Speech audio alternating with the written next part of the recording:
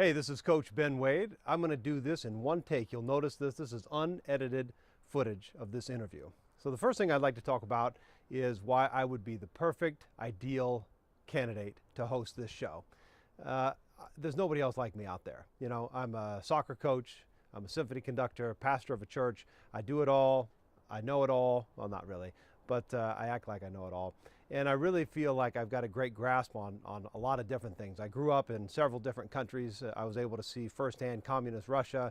I was able to see the slums of India, Pakistan, Switzerland, England, all types of social economic environments that I grew up in that kind of shaped my early vision of politics. I think that politics in America at the moment are kind of handcuffed because you've got the Democratic Party and you've got the Republican Party. And although it's good to have these identifying parties, I think that it really limits us as to who we vote for. I think typically Americans look either for the party or for the best public speaker, and we don't deal with the real issues in America.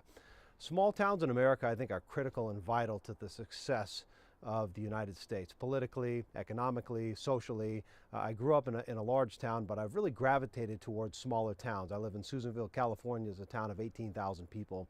And really, we have such a tight-knit community. Somebody moves into the community, and if the people here see that they add an asset to this town, they welcome them with open arms. And there's a lot of room for change and growth in smaller towns. I think that smaller communities tend to be a lot more tight-knit. They care, they're more genuine. When I moved back to Susanville, I made the comment that I want to be in a town where people really care about each other. They walk out the door, they want to see their neighbors. And in the bigger towns, because there's so many people around where you live, you tend to live in a smaller bubble. So I think politically in small towns, I've asked to run for city council here and to be the mayor of Susanville. I've opted out of that because I want to keep my options open in Hollywood, and my contract with CBS at the time limited me to run for public office. But I love politics. I think they're very important. I think we should do away with political parties and just vote for the candidate who is going to best lead this country. I was disappointed that Perot didn't get a bigger shot back when he ran, because he could run a successful business, and I think that this country at the moment, economically, politically, socially, should be run more like a company